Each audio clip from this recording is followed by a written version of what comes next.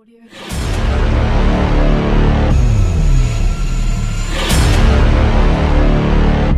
Audio Jungle. आज हम लोग जानेंगे कि ये जो यामाहा RX 100 है, ये बहुत ज़्यादा मतलब यामाहा का सबसे ज़्यादा बिकने वाला बाइक है। उस टाइम का सबसे फेमस बाइक और अभी भी ये फेमस है। इस बाइक के लिए लोग लाखों देने के लिए तैयार होते हैं अभी भी।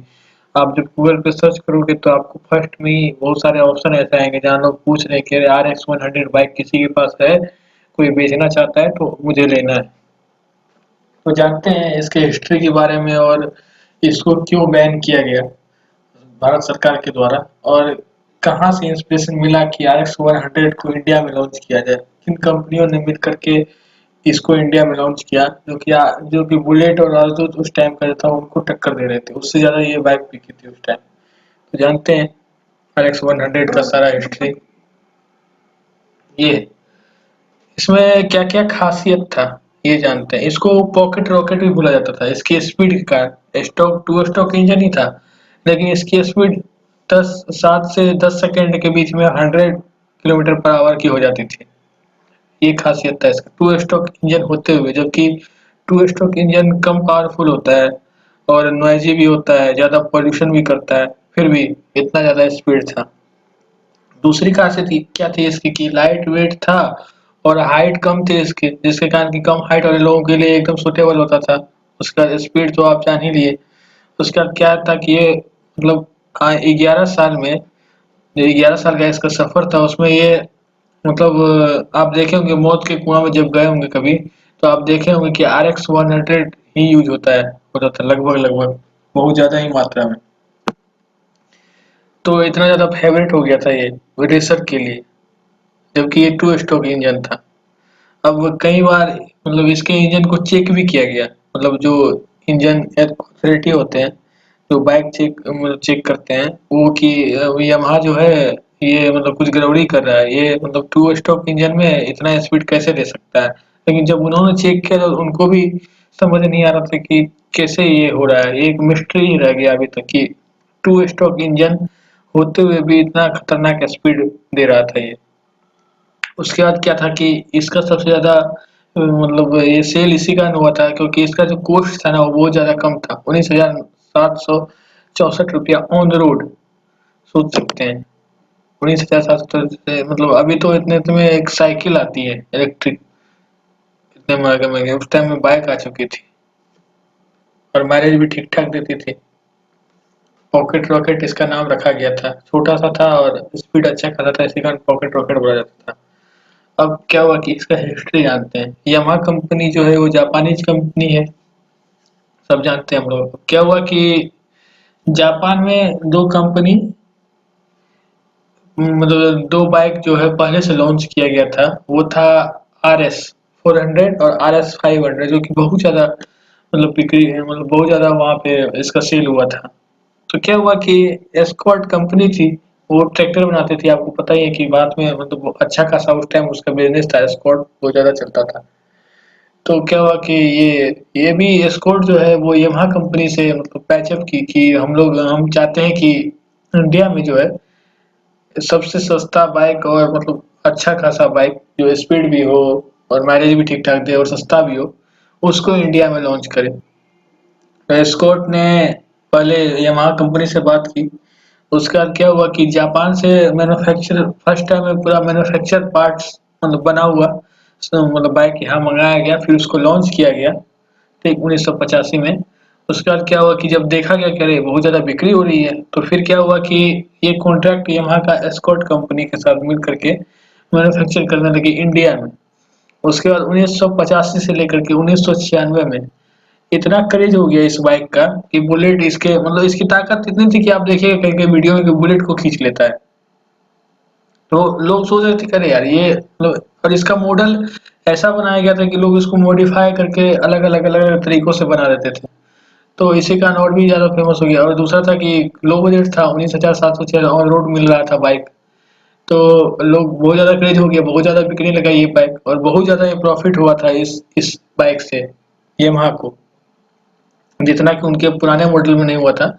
उसके बाद ये इसका मतलब एक दो सीरीज और निकला, लेकिन RX 100 जो था वो मतलब 11 साल में बहुत ज़्यादा फेमस हुआ और बहुत ज़्यादा ही इसकी बिक्री हुई और ये मतलब यामाहा को एक तरह से फेमस कर दिया। एस्कॉर्ट का तो नाम नहीं आया क्योंकि वो तो भाई मतलब मिल के प्रोडक्शन कर रही थी। तो यामाहा कंपनी जो ज़्यादा फेमस थी तो उनको और ज़्यादा ही मतलब मिल गया क्रेज़। लोगों का बढ़ गया अगर यामाहा और यामाहा शुरू से ही मतलब रेसिंग बाइक मतलब बनाती है। आप देखेंगे कि जब आप एक बार हीरो होंडा चलाइएगा और एक बार यामाहा चलाइएगा, आप जब यामाहा चलाइएगा तो आपको मतलब जो स्पीड 40 पे जो स्पीड यामाहा में दिखेगा एकदम फ्री दिखेगा बाइक आपको।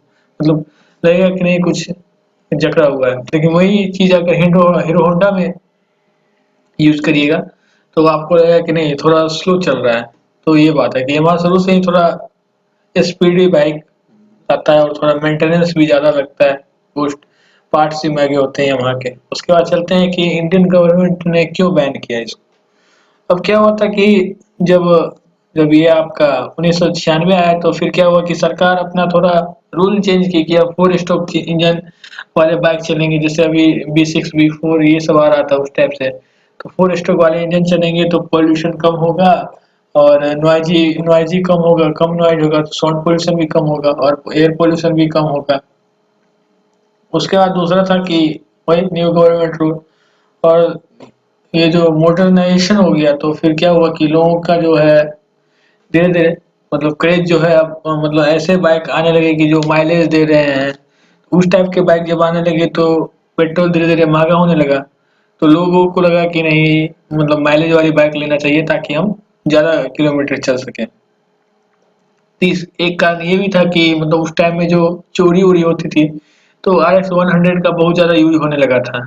जिसके कारण कि अब हम उस टाइम पुलिसों के पास उतना मॉडर्न बाइक था नहीं और RX 400 की स्पीड तो बता ही दिए थे कि 10 सेकंड में 0 से 100 किलोमीटर पर आवर की हो जाती थी। तो वो बाइक जो है वो चोरी के लिए भी बहुत ज़्यादा यूज़ करने लगा। एक बार ऐसा हुआ कि मतलब जब गवर्नमेंट ने सोचा कि इसको बैन करने के लिए, तो वहाँ पे जो पुलिस ऑफिसर थे उन्होंने क्या हुआ कि मतलब गवर्नमेंट से बोला कि सारे पुलिस वालों को RX 100 बाइक ही दे दो ताकि मतलब हम किसी अपराधी को पकड़ सके अच्छे से।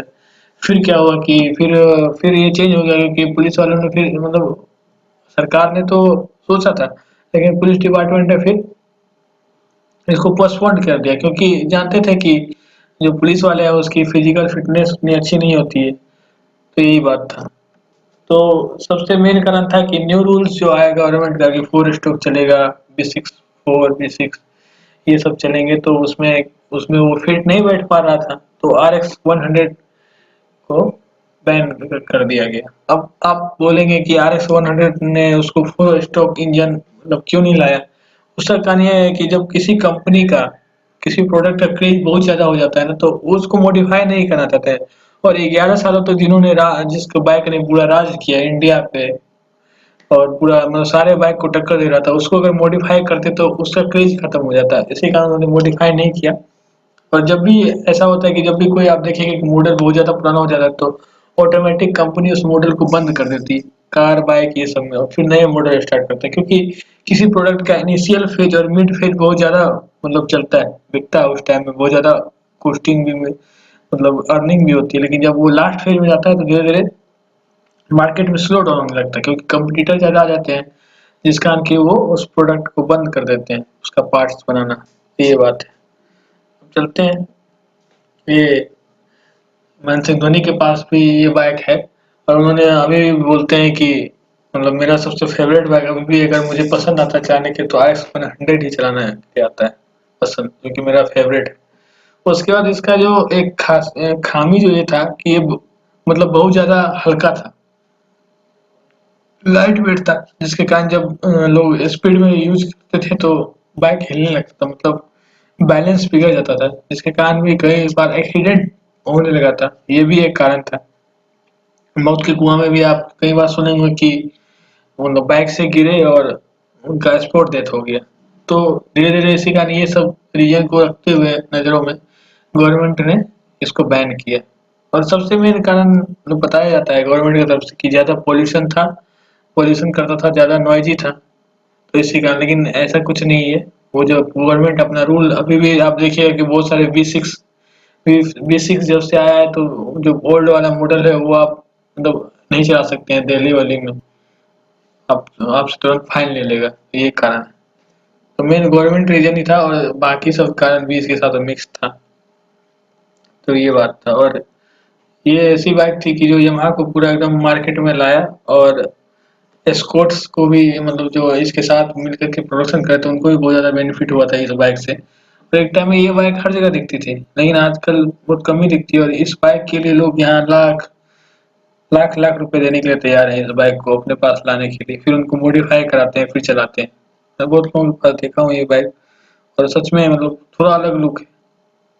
और इसी के जस्ट बाद जब इसको बैन किया ना, तो ये मतलब इस टाइप का बाइक यामाहा ने फिर से लॉन्च किया था 4 स्ट्रोक में, जैसे YD 125, वो भी सेम साइज का और सेम स्पीड वाला था, लेकिन वो 4 स्ट्रोक इंजन था, तो वो बैन नहीं हुआ। बाद में कंपनी ने खुद उसको बंद किया, क्योंकि मैंने बताया था कि अभी इनिशियल फेज होता है, एक मिड फेज होता है, एक डाउन फेज होता है। तो डाउन फेज में जब कोई कोई प्रोडक्ट चला जाता है तो उसको धीरे धीरे कंपनी बंद कर देती है, क्योंकि उसका जो मार्केट डिमांड होता है वो लास्ट फेज में घट जाता है। ये मार्केटिंग का फंडा है।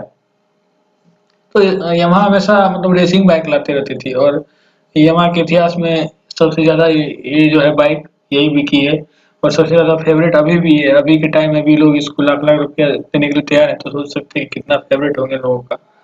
तो यहाँ आप जाने कि क्यों बैन हुआ RX 100 इंडिया में। और thank you so much for watching.